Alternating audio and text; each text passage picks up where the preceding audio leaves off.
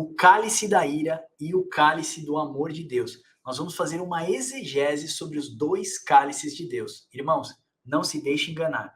Ou você vai beber de um cálice, ou você vai beber do outro. Fica com a gente.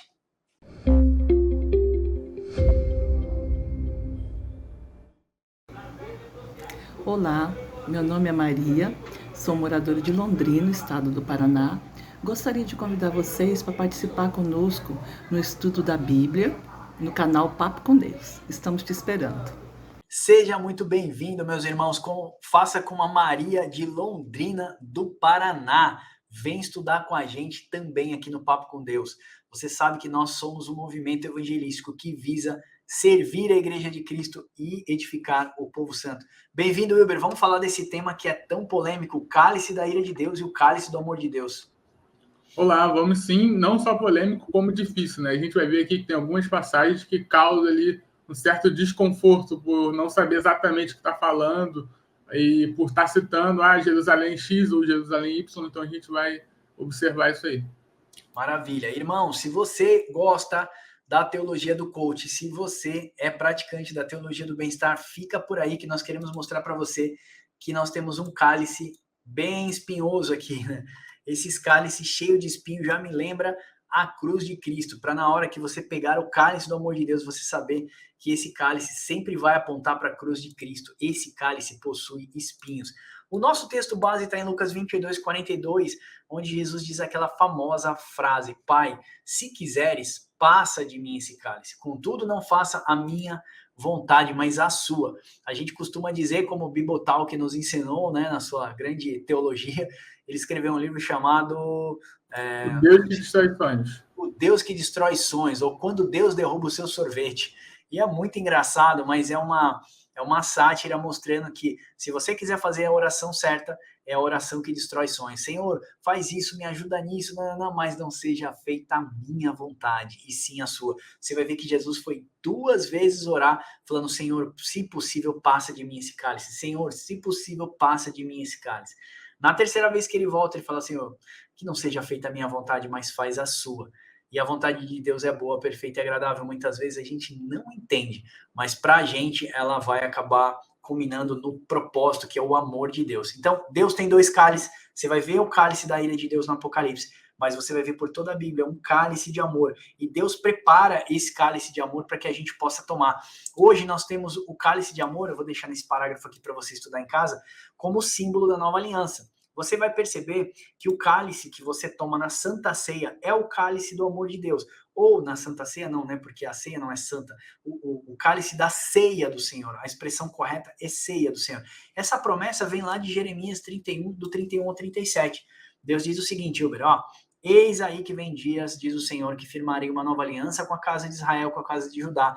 Você que já não segue sabe que são as 2 testemunhas do Senhor, os 2 ungidos do Senhor, e não conforme a aliança que eu fiz com seus pais no dia que eu tomei pela mão para os tirar da terra do Egito, porquanto eles anularam a minha aliança. Ou seja, tinha uma aliança e o povo anulou. Mas como que eles anulou uma aliança? Não obstante eu haver desposado, acabei de casar com eles, eles já adulteraram, já fizeram bezerro de ouro e dali para frente foi só adultério em cima de adultério, né? Porque esta é a aliança, aí Deus fala, esta é a aliança que eu firmarei com a casa de Israel. Casa de Israel, irmãos, é plenitude do povo de Deus. Todas as 12 tribos de Jacó, ou seja, toda a igreja do Senhor que vai entrar pelas 12 tribos, você vai ver isso nas 12 portas da Nova Jerusalém, tá? Então, quando fala casa de Israel, está fazendo uma menção a todo o povo de Deus. Então, toda a casa de Israel, depois daqueles dias, eu imprimirei as minhas leis no seu coração, eles escreverei, e eu serei o seu Deus, eles serão o meu povo. Então, lá em Jeremias, Deus faz uma promessa para toda a casa de Israel, a plenitude do seu povo, certo? E a gente vai ver essa promessa sendo cumprida em Lucas 22, 20, e que é o cumprimento da promessa. O cálice é símbolo da nova aliança. Então Deus fala assim, eu vou fazer novamente uma nova aliança com o meu povo. Eu vou escrever as suas leis na mente e no coração. Aí Jesus diz o seguinte, semelhantemente, depois de ter ceado, Jesus tomou o cálice dizendo, este é o cálice da nova aliança no meu sangue derramado em favor de vós. Cumpriu ou não cumpriu essa aliança? Ele faz a promessa, né, de uma nova aliança, e Jesus, quando vai brindar, ele fala, esse é o cálice, é o símbolo da nova aliança que eu faço com vocês. Logo, irmãos, ele é um cálice de amor. ele é o cálice, tá aqui, ó, do amor de Deus. Ele não é o cálice da ira de Deus, ok? Todo aquele que não estiver em Cristo vai beber do outro cálice. Mas, Hilber, esses cálice também é meio espinhoso, correto? Sim, perfeito. É como você falou, esse cálice é um símbolo, e esse símbolo ele carrega vários sentimentos e várias mensagens, como a morte e ressurreição de Cristo. Você está participante dessa morte e ressurreição de Cristo. Você aceitar que Cristo veio em carne, porque tem gente que nega isso, né? Tem uma seita aí herética que nega isso. E como você bem falou, Max, alguém aí pode estranhar e falar, opa, peraí, mas essa promessa de Jeremias é só para Israel. Lembrando que a gente não faz dicotomia de povos, a gente é pré-milenista histórico. Então, a gente acredita que Deus ele tem um povo só e ele vai conduzindo esse povo por toda a história, e o nome desse povo é Israel, tá bom? Então, a gente tem duas casas de Israel, norte e sul, e a junção dessas duas casas é a totalidade do povo deles. É o norte sendo gentil e o sul sendo judeu. Maravilha. Irmãos, olha só, o que o Wilber falou é importante, tá? Dicotomia, fazer uma separação, tá? E aí o que acontece? Tem uma corrente teológica chamada dispensacionalista ou dispensacionalismo. Nós não somos dispensacionalistas, nós não cremos em dois povos, tá bom? Israel é uma coisa, o povo judeu é uma coisa, os gentios são outras. No corpo de Cristo já não existe mais separação. Quando a gente cita as duas testemunhas do Senhor, judeus e gentios, é no corpo de Cristo, ok? São duas testemunhas, dois ungidos, mas em Cristo nós somos um só. Paulo fala isso. Nós tivemos um estudo chamado Soreg. Eu vou pedir para o Wilber deixar um card aqui para você. Soreg, o muro que separava já não separa mais, foi derribado na cruz de Cristo. Bom, e aí o que acontece, Wilber? Tiago e João, eles querem os benefícios do reino. E você lembra que eles chegam para Jesus e falam, quando você se assentar lá no seu reino, me dá uma cadeira, uma à direita, outra à sua esquerda. Sua mãe ainda tenta negociar ali com Jesus. E aí Jesus diz para eles assim, vocês, podeis vós beber o cálice que eu bebo ou receber o batismo que eu fui batizado? Olha, o batismo de Cristo foi para a morte, né? E o cálice que Jesus vai beber é o cálice da ira de Deus. Jesus está perguntando se vocês podem beber esse cálice? Aí eles falaram, podemos. Aí Jesus tornou a dizer assim, bebereis o cálice que eu bebo e recebereis o batismo com que eu sou batizado. Olha, Jesus falou confirmando para ele, vocês vão receber o batismo que eu recebi, vocês vão beber do cálice que eu bebi. Agora, quanto a sentar à minha direita e esquerda, isso não compete a vocês, né? Isso compete ao Pai. Jesus está dizendo, vocês vão beber do meu cálice. Qual foi o cálice, Hilber, que esses apóstolos beberam, né? O cálice de Cristo e o batismo de Cristo. Qual que foi? Todo mundo acha que é uma coisa tranquila, o evangelho de plumas, o evangelho do bem-estar. Qual foi o cálice dos discípulos, Hilber? Então, Max, o cálice que esses discípulos beberam, né, ele foi um cálice de dor. E a gente vai ver isso em Isaías 53, que vai falar, né, que ele foi oprimido e afligido pelas nossas transgressões. Ou seja, o que era para cair na gente, caiu nele, e através dele, por ele ter cumprido isso, a gente agora consegue beber esse cálice, tipificando, mostrando uma nova aliança. Ou seja, quando você lê Isaías 51, 52, 53, o servo sofredor, você vai entender que tudo que aconteceu em Cristo era para ter acontecido na gente. Ele tomou o nosso lugar ali naquela cruz. Então, não é um cálice bonzinho, não é uma coisa tipo coach, uma coisa magnífica, cheia de flores, não. É um cálice de dor, de sangue, de suor, que Cristo tomou no nosso lugar. E agora, nós, por servir Ele e por honrar Ele, nós vamos abrir mão da nossa vida e também ser participante desse corpo que tomou esse cálice. Eu gostei quando você falou, não é um cálice coach, não é um cálice fácil. Irmãos, o evangelho de Cristo não é um evangelho fácil, não. O evangelho de Cristo é para guerreiro, é perseguição, é luta, é morte, entendeu? Para no reino vindouro você poder ser beneficiado. Paulo viveu a vida inteira dele sendo esbofeteado, preso, chicoteado, e ele fala assim, agora já está reservado para mim a coroa da vitória. Né? Combati o bom combate, guardei a fé, vocês já conhecem esse verso. E ele fala, agora estou de olho na coroa, né? A coroa de glória que para mim foi reservado. Qual que foi o batismo, então, dos discípulos? Perseguição, morte das piores formas. Uns foram esfolados vivos, outros crucificados de cabeça para baixo, decapitado. Nós vamos fazer um estudo sobre a morte dos apóstolos e depois nós vamos fazer um estudo sobre a morte de Jesus Cristo. Todo o sofrimento de Jesus, desde que ele foi entregue para os soldados romanos até a sua crucificação na cruz, né? E como funcionou isso? Ele morreu por asfixia, embolia pulmonar, como que isso é, né, para os nossos dias. Então, importante a gente ver o tamanho do sacrifício que Cristo fez na cruz, não só na questão de dor, como do afastamento do Pai. Então, o cálice que os discípulos, Jesus falou assim, vocês verdadeiramente vão beber do cálice que eu bebo e também vão ser batizados com o meu batismo. Sabe qual que é? Morte, perseguição.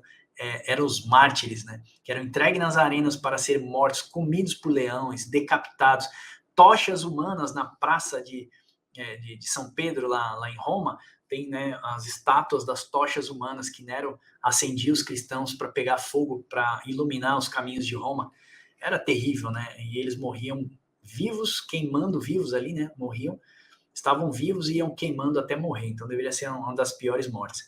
Irmãos, eu vou deixar para vocês lerem esse trecho todo em casa, exatamente para edificar vocês. E então, assim, se você não baixar o e-book, você não vai ter o contexto do estudo.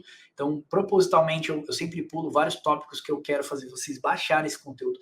Eu quero que vocês tenham um conteúdo no seu celular aí, né, ou no seu computador edificante, para vocês edificarem outras vidas. Veja, nós fomos feitos para edificar vocês, né? Deus não dá nada para alguém se não for para edificar a outro. Então, o Senhor entrega os seus dons à igreja para que a igreja edifique a própria igreja. Nós temos o dom de ministrar a palavra, de fazer bons gráficos para que você ministre para outras pessoas. Então, não deixe de baixar nosso conteúdo aqui na descrição do vídeo. Eu vou deixar um link para vocês baixarem esse conteúdo.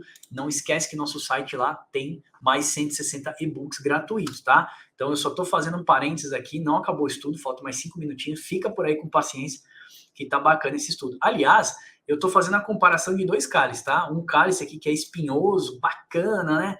Espeta a mão para você pegar, ou seja, mostra para você que você precisa estar crucificado. E o outro cálice aqui, ó, que parece de ouro, bonito, mas ó, o final dele é uma poção que vai ser derramada sobre os ímpios, né? Todos aqueles que não estiverem em Cristo. Então ele parece ser um cálice bonitinho. Parece, né, Hilber, com as 2 portas. A porta que é estreita, apertada, não dá nem para entrar. E tem uma outra porta que é linda, é larga, ela é de ouro, de cristais, e todo mundo vai por ela, né? Então, sim, assim, exatamente. Cuidado, você tem aquele cálice coach cheio de arco-íris, amor, não importa o seu pecado, e por aí vai, e você tem um cálice de verdade. Eu gosto desses termos, arco-íris, cálice do coach. Então você vai ver que esse cálice aqui, ó, feinho e tal, esse é o cálice que você tem que beber, não fura teu dedo, crucifica você aí, ó, ele vai apontar para a cruz de Cristo, do que você pegar esse cálice nobre aqui, depois você acabar se engasgando com ele mesmo. Irmãos, não se engane, ou você vai beber do cálice do amor de Deus, ou vai beber do cálice da ira de Deus. Hoje você tem a oportunidade de ceiar na tua igreja, né, de ceiar lembrando aquilo que Cristo fez por você, lembrando daquela promessa, que um dia eu colocaria minhas leis morais na mente e no coração do meu povo, e hoje você tem o Espírito Santo trabalhando na sua mente e no seu coração. Então não se deixe enganar. Se você não estiver em Cristo, você não está no cálice do amor de Deus. Olha para a cruz, igual a gente fala todos os dias. Tem uns pastores, desculpa, tem uns pastores que têm me mandado conteúdo assim, não existe graça sem cruz, eu estou olhando todo dia para aquela cruz, se eu não estiver lá, eu sei que eu não estou em Cristo e tal. Então tem sido legal a gente ver que as pessoas têm pegado algumas falas nossas e têm traduzido aquilo com efeito prático para a sua vida. Então olha para a cruz. Se você estiver naquela cruz, então você está na graça do Senhor. Não existe graça sem cruz, não existe salvação sem cruz, não existe glorificação sem cruz. Irmãos, não existe o cálice do amor de Deus se você não estiver na cruz. A cruz não deveria ser o nosso símbolo de vitória, mas nosso símbolo de vergonha, tá? Para carregar as nossas vergonhas, crucificar o nosso eu e viver para Cristo. E existe uma condição, né, para você beber o cálice do amor de Deus. E aí você tem que tomar cuidado. Se você segue os seus desejos, as suas vontades, você acaba se tornando escravo daquilo que te domina. Pedro vai falar isso na sua carta, 2 Pedro 2,19, ele diz isso, ó, prometendo-lhes liberdade, eles mesmos são escravos da corrupção, porque o homem é escravo daquilo que o domina. Pedro vai falar até mais ainda, ele fala assim, tudo aquilo que te domina, você acaba se tornando escravo de tudo aquilo que te domina. Então Pedro está deixando isso claro, se você tem um coração em alguma coisa, você se torna escravo daquilo. Eu tenho amor ao dinheiro, se torna escravo do dinheiro. Jesus disse, onde estiver o teu coração, aí estará teu tesouro. Pedro disse de outra forma, se os teus desejos te dominam, você se torna escravo dos seus desejos, seja o dinheiro, seja o bem social, tudo aquilo que te dominar, você acaba se tornando escravo do que te domina. E nós fizemos um estudo maravilhoso, vou pedir para o Oliver deixar outro card aqui, chamado Escravos de Cristo ou Escravos do pecado.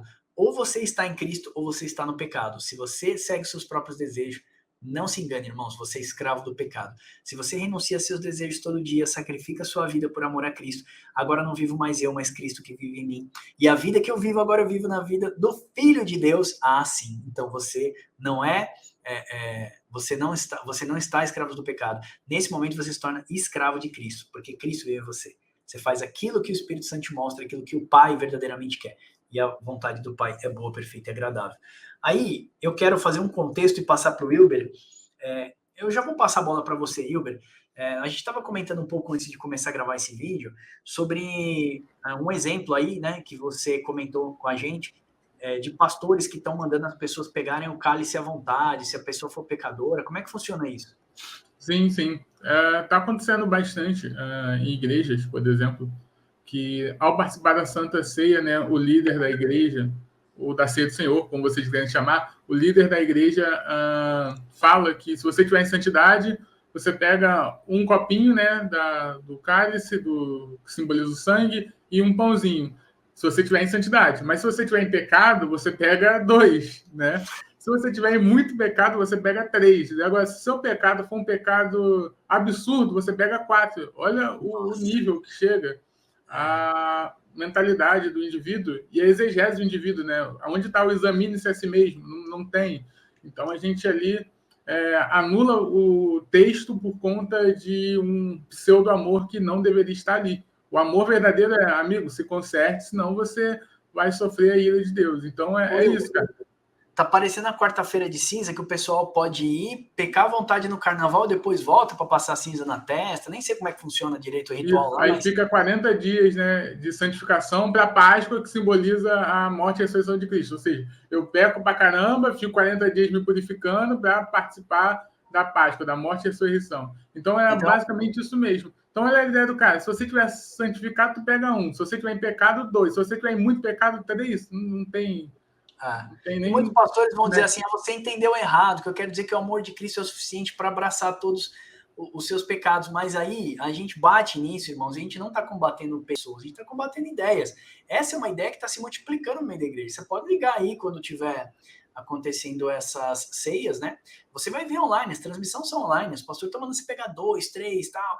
É graça para todo dia, é graça para não sei o quê. Nós já fizemos o estudo da graça, ó. O que é a graça? Vamos deixar um card para você aqui em cima. Saiba o que é a graça. A graça restauradora, a graça modificadora, a graça transformadora, né? Então, assim, entenda, a graça é Cristo, ele já fez tudo por mim. Se a pessoa vai lá, está em pecado, ela está sentindo o Espírito Santo tocando no coração dela, ela está sentindo o arrependimento. O pastor manda pegar 2, 3, na outra Santa Ceia, você acha que ela não vai vir em pecado de novo? E na outra não vai vir em pecado de novo? Então, o cuidado com o falar, principalmente esse tipo de coisa, deve ser, principalmente para os ministros. Eu estou falando para mim, para o Wilber, que a gente ministra aqui, mas ministra fora também em outras igrejas. E para pastores que ministram, ei, pastor, isso é para mim e para você. Essa palavra atinge primeiro a mim. Cuidado na hora da gente falar da liberdade que Cristo nos deu. Certa liberdade, se você está escravo da cruz de Cristo, se você está crucificado, será que você tem tanta liberdade assim? Se você não vive mais, mas Cristo vive em você, será que você tem tanta liberdade assim? A pessoa vem em pecado, manda pegar 4 pão, igual o Iber falou, pegar 4 cálices, o cara vai achar, vai banalizar o sangue de Cristo. Ora, se Cristo morreu pelos meus pecados, e eu vivo cometendo os mesmos pecados todas as semanas, eu estou tentando combater o pecado, chorando, me arrependendo todos os domingos. Aí o cara vem, manda você pegar 2, manda você pegar 3, ele vai começar a entender a graça como passa uma borracha, irmão. Tá tudo tranquilo, passei a borracha aqui. E aí você vai banalizar o sangue de Cristo. Cristo foi para a cruz exatamente por esse pecado. Você vive cometendo os mesmos pecados que levaram Cristo para a cruz. Será que você não está levando Cristo para a cruz todos os dias? Não é um sangue de animal, irmão. Deus não queria um sacrifício de animal. Davi vai dizer isso. O Senhor queria um coração puro, contrito e quebrantado. Esse é o verdadeiro sacrifício. Se esse é o sacrifício que Deus quer, a gente tem que levar a igreja a se arrepender, a ter um coração puro na presença do Senhor, contrito e quebrantado. Lembra? O sacerdote amarrava na sua testa aquele adesivo antes de entrar no local santo, no tabernáculo de Moisés, escrito santidade ao Senhor. Símbolo o quê? De pensamentos santos. Antiga aliança era uma sombra, nova aliança é realidade. Irmãos, pensamentos santos. Lavava-se as mãos, purificação das mãos. obras santas. Por isso que o sacerdote lavava as mãos. Os sacerdotes, antes de entrar no tabernáculo, lavavam os pés, símbolo de caminhos santos. Então, pensamento modela comportamento, modela atitude. Então, a gente tem que ensinar a igreja a se preocupar, sim, com santidade todos os dias. Aí fala que são pastores legalistas. Que legalista, irmão? O que é pecado? Pecado não é deixar de errar o alvo, como você aprendeu. Pecado é a transgressão da lei. E todo aquele que não pratica a lei, todo aquele que abandona a lei é chamado de iníquo. Ele é praticante do pecado. O iníquo, ele fere a lei de Deus. Então, assim, iníquo significa exatamente isso, aquele que não respeita a lei. Né? O iníquo, ele tem como primazia a anomia, que a gente já falou, nomia, né? Que são as leis do Senhor, e a com uma partícula negativa. Então, ele é um cara que vive sem lei. Precisamos mostrar para a igreja que as leis do Senhor são o fundamento da Nova Jerusalém que desce do céu. As leis do Senhor é o fundamento. Precisávamos da base, né, Hilber, que é da antiga aliança, para que a nova aliança fizesse sentido. Jesus disse, eu nunca vim abolir a lei. Ele falou assim, eu vim para cumpri-la todinha. E hoje a lei do Senhor está na nossa mente, no nosso coração. Hoje eu não peco, né, vamos dizer assim, hoje eu não adultero, não é porque é lei, é porque eu amo ao Senhor Jesus Cristo e eu amo minha esposa. Então tudo que eu faço hoje eu faço por amor, é o símbolo. A lei era o símbolo do compromisso, dos rituais que eram ser feitos. Hoje isso está dentro de mim. Então eu não peco por amor. Então, irmão, cuidado com esse negócio. Chegou na ceia do Senhor, faça uma análise, peça perdão, se arrependa de verdade. Se você não estiver arrependido por um ato que você fez, o que a Bíblia fala? Deixa a tua oferta no altar. Olha o símbolo. Volta e reconcilia-te com teu irmão. O que é a oferta? Entregar a minha vida na presença de Deus e ceiar. Eu estou me entregando ao Senhor. Eu não vou tomar esse cálice aqui. Eu vou me reconciliar com a minha esposa, se eu adulterei, vou me reconciliar com fulano que eu roubei, com qualquer atitude que você tenha feito. Ore ao Senhor, arrependa-se dos seus maus caminhos, e aí sim, seja participante do corpo de Cristo. Paulo vai falar também contra os coríntios, deixa eu puxar aqui para vocês e voltar para a tela, acho que eu até alonguei demais, vou pedir desculpa para vocês. Não devemos dividir a igreja, mais uni-la. O que acontecia no tempo de Paulo é que eles se reuniam para beber e comer. Paulo fala, vocês não têm comida em casa, não? Vocês não têm bebida em casa, não? Vocês são beberrões. O que Paulo está falando aos coríntios? Você vai ler lá no capítulo 11 de Coríntios. Paulo está dizendo, quando vocês se reúnem, vocês provocam mais mal do que bem. Porque vocês não sabem discernir o corpo. Vocês comem e bebem para sua própria condenação. Ora, o que é o corpo? É o compartilhar, é o dividir, é a unidade do corpo. E eles pegavam e se uniam entre os seus grupos e deixavam seus irmãos carentes, necessitados. Então, eles não estavam discernindo o corpo. Eles comiam e bebiam para sua própria condenação. Paulo vai falar isso. Corpo é a unidade da fé, entendeu? É trazer todo mundo para a comunhão do Senhor. Isso é o corpo de Cristo. Então, quando a gente come ou bebe indignamente, não discernindo o corpo, a gente está comendo para a nossa própria condenação. Então, arrependa-se hoje, irmãos, dos seus pecados e tome sempre a ceia do Senhor. Eu não acho que você deve deixar de tomar a ceia, mas você precisa se arrepender. E se você verdadeiramente não se arrepender, então você não tome a ceia. E se você ainda tiver alguma coisa indiferente com o seu irmão, deixa a ceia. Arrependa-se com o seu irmão e depois ceie novamente. Tá bom? O ceiar hoje em dia, depois a gente poderia até fazer um estudo sobre isso, virou mais que ele virou apenas um símbolo. A gente percebe que antigamente eles se reuniam, comiam mesmo. Eu fui numa igreja nos Estados Unidos, Hilber, e todo domingo tinha a ceia do Senhor. Só que a ceia não era como a gente faz aqui, né? Parte o pão, parte o cálice, come só um pedacinho, toma só...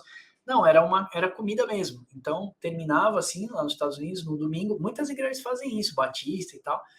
Então, tinha um gramado bem grande, coberto, e os irmãos faziam pão, faziam o suco de uva, e tinha comida também, tinha arroz, tinha carne, tinha um monte de coisa. Então eles comiam o pão, bebiam ali como entrada, né, o suco de uva, e depois eles almoçavam. E eu achei super legal, porque você vai 10 horas da manhã na igreja, termina meio-dia, almoça, fica com os irmãos 2, 3 horas da tarde, olha que comunhão, e depois ia para casa. E os americanos só não trabalham de domingo, né, eles trabalham de sábado a sábado, né, de segunda a sábado. Então eu achei aquilo diferente, né? Mais parece com o termo tradicional que eles faziam naquela época de Jesus Cristo. Se hoje a sua igreja não faz isso, então você ceia como símbolo, né? Mas tenta se envolver na vida do seu irmão. Né? Igreja é isso, congregar é isso. Por isso que Paulo fala, não deixei de congregar, como é costume de alguns. Congregar é exortação, edificação, santificação, é um ajudar o outro, piedade, caridade. Isso você só consegue gerar no meio do corpo de Cristo, certo, Hilber? Sim, sim. É importante você estar nessa vida de comunidade, até porque você só consegue exercer o amor, o perdão, a compaixão, a perseverança em uma vida de comunidade. Ficar sozinho em casa, você não consegue amar, porque você não consegue amar sozinho. O amor, ele necessita de um outro agente, né? De uma outra pessoa para você poder praticar o amor. Se você só fica em casa, você não ama. Não tem como você falar que ama se você não pratica esse amor. Não tem um outro ente que você possa compartilhar esse sentimento. Então, uma vida em comunidade é muito importante para a igreja, para o corpo de Cristo, para todos os membros, né, que se dizem cristãos. É importante que eles estejam dentro das suas comunidades locais. Maravilha. Ô, Hilber, eu vou fazer aqui só 2 passagens para você poder fazer um comentário. Lá em Zacarias 12:2, eis que farei de Jerusalém um cálice de tontear para todos os povos em redor e também para Judá durante o sítio contra Jerusalém. Explica isso para a gente, Hilber. Zacarias 12, ele está falando de Apocalipse 17, daquela mulher que está com um cálice na mão e que embebeda todas as nações. Não é a Jerusalém que depois ele fala nos próximos capítulos, que ele vai falar sempre de uma Jerusalém que está em queda, de uma Jerusalém que está corrompida, de uma Jerusalém que vai receber todo o cálice, e ele vai falar de uma outra Jerusalém, que é uma Jerusalém santa, restaurada, que é uma Jerusalém que é a esposa do Cordeiro, que não são as mesmas, tá? Parece por ter o mesmo nome, mas não são as mesmas. Paulo, ele vai usar essa dicotomia, e aí, muito bem, em Gálatas, quando ele vai falar da alegoria. Tem 2 Jerusaléns, uma santa e uma escrava. A escrava é a terrena que hoje existe. A santa é a esposa do Cordeiro. Então, toda vez que a gente lê o Antigo Testamento e a gente vê essa dualidade, ele fala assim, vai vir uma condenação para Jerusalém. Logo depois ele fala da restauração, ele está falando da condenação da terrena, da restauração da celestial. Ele está fazendo essa divisão. Maravilha. Então, assim, irmãos, eu vou deixar esses trechos para vocês lerem, para você entender que quando você ler os profetas e Apocalipse, você vai ver 2 Jerusalém. Você vai ver a noiva e você vai ver a prostituta. Você vai ver a Babilônia, mas você vai ver a Nova Jerusalém. Você vê as promessas de Deus, mas você vai ver aquela que recebe as 7 taças da ira do Senhor. Então, ali a gente consegue ver Cristo em Apocalipse e o anticristo. Então, existe uma dualidade. Sempre as forças do mal trabalhando contra o Senhor e as forças de Cristo tentando estabelecer a morada do Pai, né, a Nova Jerusalém. Você vai ver isso em Jeremias 25:15, porque assim diz o Senhor, o Deus de Israel, toma da minha mão este cálice do vinho do meu furor e dará de beber a todas as nações a qual eu enviar. Então, Deus tem um cálice de furor para todas as nações, como Deus também tem um cálice somente para Jerusalém, né, para tratar com a Jerusalém terrestre, que acabou se embriagando aí, né, com o vinho da devassidão, com o sangue dos profetas e por aí vai. O julgamento da grande Babilônia está lá em Apocalipse 18:6. Como eu falei, eu não vou ler tudo, para deixar vocês lerem um pouco em casa, mas lá está falando aqui, ó, dar-lhe-ei retribuição como também ela atribuiu, pagai-lhe em dobro segundo as suas obras, e no cálice em que ela misturou bebidas, misturai dobrado para ela. Olha a grande Babilônia agora bebendo do cálice do furor do Senhor. Porque assim diz o Senhor, eis que os que não estavam condenados a beber o cálice totalmente, o beberão, né? E tu serias de todo inocentado, o Senhor não terá ninguém por inocente, mas certamente o beberá. Ou seja, tem pessoas que vão estar dentro desse sistema chamado Grande Babilônia, que é representado por um povo apóstata, que é representado por aqueles que não querem as leis do Senhor, que também é representado por uma cidade, lembra? Toda cidade é aglomerado de um povo, e todo povo precisa pertencer a uma cidade. Então, todos aqueles que apostatarem na última hora, todos aqueles que não receberam filho também não tiveram o pai, e todos aqueles que praticam a iniquidade receberão também do cálice do furor do Senhor. Mas aqui em Jeremias ele está dizendo assim, ó, esse cálice não era para vocês, mas vocês vão beber desse cálice. E eu não vou ter ninguém por inocente, porque vocês apostataram. Então, aos apóstatas, cuidado. Né? Esse cálice também está reservado para vocês. Aí eu vou falar aqui, você vai ler em casa, o cálice da ira de Deus para os adoradores da besta. A Bíblia fala que tem um cálice preparado só para esses caras. E vou falar novamente do julgamento da grande Babilônia aqui embaixo. Quer fazer algum comentário para a gente finalizar, Hilber? Como você falou daquela dualidade, a gente percebe isso em toda a Bíblia. Desde Gênesis, Deus vem trabalhando com essa narrativa, com essa forma de contar a história. Você tem Caim e Abel, você tem Ismael e Isaac, você tem Jacó e Esaú, você tem a antiga e nova aliança, você tem os da carne e os da promessa. Você tem essa dualidade ocorrendo desde o início de Gênesis e vai terminar lá em Apocalipse com as duas mulheres. A esposa do Cordeiro, que é a Nova Jerusalém, que desce em Apocalipse 21, enquanto você tem a grande meretriz, né, sentada na besta, que é a Jerusalém terrena. Então, essa dicotomia, essa dualidade vem ocorrendo em todo o tempo da Bíblia, em toda a trajetória, em toda a narrativa. Maravilha. Irmãos, olha que legal, né? Então, a gente mostrou para vocês o cálice, deixa eu voltar aqui para trás, o cálice que foi profetizado, né, que seria o símbolo da nova aliança. A gente mostrou o cumprimento quando Jesus faz a primeira ceia e fala depois, fazer isso em memória de mim. Jesus brinda e diz, ó, esse é o cálice da nova aliança, do meu sangue derramado em favor de vocês. Jesus cumpre Jeremias 31, 31. A gente vemos o cálice ali, então o quê? O cálice do amor de Deus, que está aqui. E aí Jesus fala, olha a condição, aquele que quiser vir após mim, então, ó, pega a sua cruz e me segue, tá? Aquele que quiser vir andar nos meus caminhos, nos meus passos, aquele que quiser entrar pela porta estreita, aquele que quiser participar da graça, aquele que quiser receber a coroa de glória, aquele que quiser receber corpos glorificados, aquele que perseverar até o fim, dar-lhe-ei do maná escondido, significa corpos que não serão mais corruptíveis, aquele que quiser ser a nova Jerusalém, a morada do Pai na eternidade, toma a sua cruz e me siga, crucifica suas vontades todos os dias, pega esse cálice bem espinhoso que nós colocamos aqui, saiba que ele teve um alto preço, então pega ele dignamente, sejamos dignos, né, ou sermos encontrados dignos na presença de Deus através do sangue de Cristo, não é pelas minhas atitudes, mas porque Deus é santo, então não é uma condição que eu possa desprezar, veja que a condição para vermos a Deus é sermos santos. Então, eu quero dizer para você que santidade não é uma opção, santidade é uma condição para vermos o Senhor. Jesus diz isso, né? Como que fala aquela frase? Sem santidade, ninguém verá a Deus. Então, irmãos, cuidado com o cálice que tem te oferecido por aí. Um cálice bonito, de ouro, dizendo que você é filho de Deus. Né? Teve uma pessoa que escreveu para a gente. Eu fiquei chateado, mas depois fiquei triste. Ele falou assim, olha, não sou teólogo nem nada, mas essa história assim de escravos do pecado ou escravos de Cristo, não concordo, eu sou filho de Deus, eu não sou escravo de Cristo, eu não sou escravo de não sei o quê, nananã.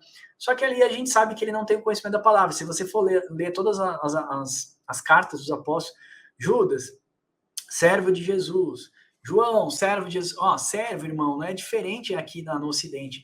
Lá no Oriente é pesado, né, Hilber? Servo, ele serve a um senhor. Ele não faz mais aquilo que ele quer, mas ele obedece às ordens do seu senhor. Então, servo é escravo mesmo, irmão, tá bom? A tradução para servo você pode ver como escravo. Escravo dos desejos do seu senhor, que faz aquilo que o seu senhor manda. Então, não se engane, irmãos. Ou você vai beber do cálice do amor de Deus. Você toma agora na ceia do Senhor, como símbolo da nova aliança, e você vai tomar o cálice do amor de Deus para a eternidade. Ou você vai ficar com o cálice da ira de Deus. Cuidado com a teologia do bem-estar, pelo amor de Deus, pelo amor que você diz que tem ao Senhor. Vou falar como Paulo, eu rogo-vos, irmãos, eu imploro. Paulo gritava a altas vozes, cuidado, santifique a si mesmo, santifique o templo do Espírito Santo que habita em você, para que a gente possa se tornar verdadeiramente a morada do Pai na eternidade. Amém? Esse estudo que eu queria fazer com você, com muita prudência, muito cuidado, muita educação para aqueles que pensam diferente também. Me perdoe se a gente magoou algum pastor aí, a gente simplesmente citou aquilo que as escrituras mostram, é a nossa exegese, por isso que eu coloco o cálice da ira e o cálice do amor de Deus, uma exegese sobre os dois cálices. Você vê que eu fui lá para Apocalipse mostrar também o cálice da ira de Deus, mas a gente volta dizendo que o cálice do amor de Deus é o símbolo da nova aliança. A gente precisa respeitar isso, entender isso e viver isso todos os dias. Irmãos, eu quero deixar nesse link aqui embaixo, na descrição desse vídeo, o Smart Link para você acessar todos os nossos canais de comunicação, grupos de WhatsApp, tudo que você quiser fazer parte, você vai receber isso tudo lá no seu WhatsApp, bacana. Toda semana 2 e-books maravilhosos como esse que você viu aqui, toda semana 2 vídeos maravilhosos.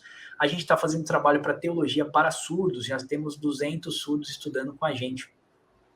Se você quiser se tornar participante desse projeto, você pode ser membro aqui no YouTube a partir de R$ 4,90, ou aqui no Smart Link também.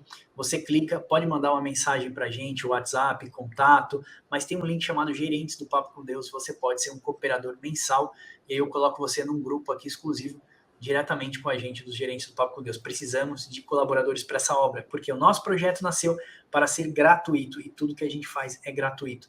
Ou seja, quando alguém faz teologia, nós pagamos, eu e você pagamos. E a gente fica muito feliz com isso, né, Ilber? Recebemos testemunho essa semana lindo de um cara falando que ele queria muito fazer teologia, que o nosso material é maravilhoso, é super profundo e que não teria outra forma dele fazer se não fosse Papo com Deus. Então aquilo emociona a gente. Quando hoje tem 2.300 pessoas estudando na plataforma do site com a gente, que está aqui, ó, papocomdeus.com.br, é você que paga, você que nos ajuda. Quando alguém faz teologia para surdos, eu recebi também um testemunho de surdo lindo, né, falando que os materiais são profundos, os surdos precisavam disso, somos nós quem pagamos. Então, se aliste nesse exército, nos ajude a chegar mais longe. Amém? Deus abençoe vocês e até o próximo Papo com Deus.